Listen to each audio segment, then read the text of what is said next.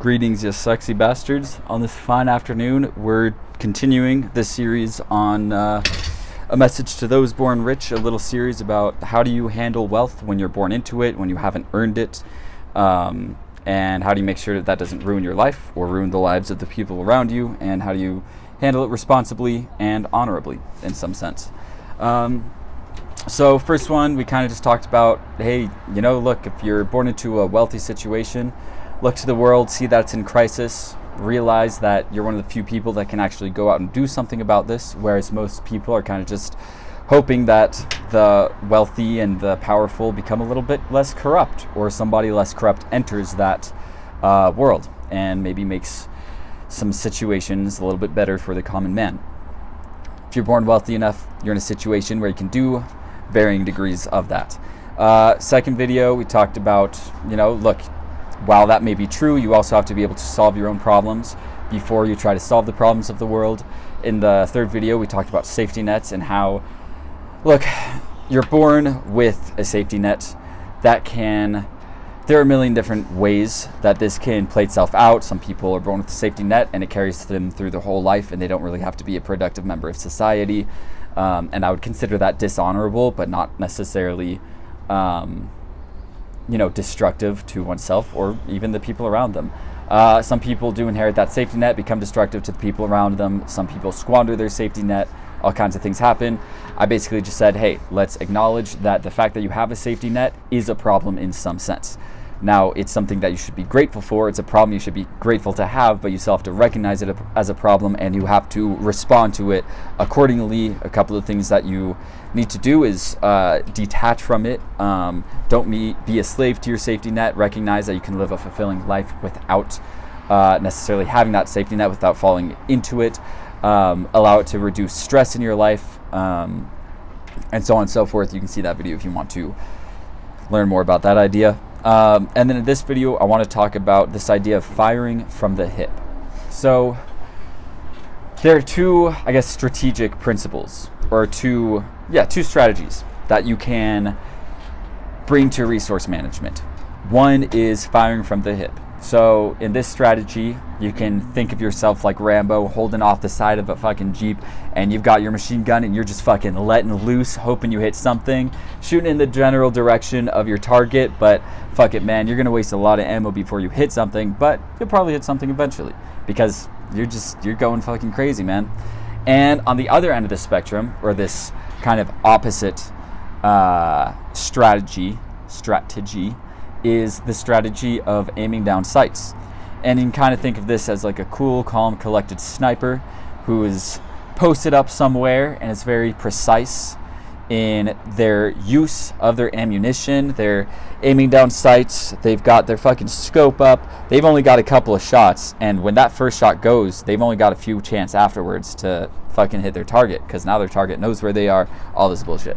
So they've got to be more concise, precise, conservative, and more targeted, and a little bit more. They've got to, get their breathing just right. They've got to get their breathing just right, and they've got to line up their shot just right before they pull the fucking trigger, right? Whereas if you're fucking Rambo, it's like you ain't doing any of that shit. You're just grabbing that gun, you're pulling the trigger, going woohoo, let's fucking go, baby. So what the hell does this have to do with money? Well, I'll tell you what has to do with money. I think the metaphor is probably quite obvious. The ammunition is your money. If you're born into a wealthy position, and you're born into a position where either you've inherited a lot of money, or you're perhaps going to inherit a company at some point, or inherit a bunch of property, or whatever it may be, to some extent or in some regard, you have access to more ammunition than most people do. And again, that's going to be on a spectrum. Some people have access to fucking boatloads of ammunition. Some people, it's like if you're going to inherit money one day, it's like you'll have a shit ton of ammunition one day, but you don't necessarily have it right now. Some people, their parents will fund them so long as they can be convinced that the funding is worth it. This is kind of the situation I'm in, where it's like, my parents aren't going to pay for me to go skydiving or some shit, but they'll pay for me to go to college. So you have to figure out what are the dynamics of your ammunition, how can you use it, can you be more like Rambo? I mean, this is for beyond just like those born rich. Oh, nice.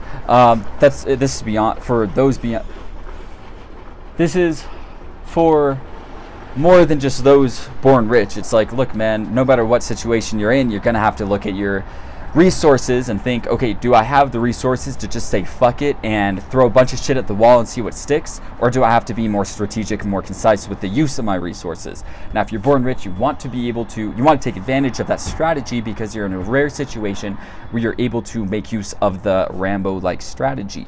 However, you have to recognize that you're going to lack skill in your resource management if you lean on that too heavily and too much. And I've certainly run into this in my own life where I've kind of said like fuck it, and I've gone in like 100 different directions at once and had the resources to do so. When I say 100, I really mean like 3.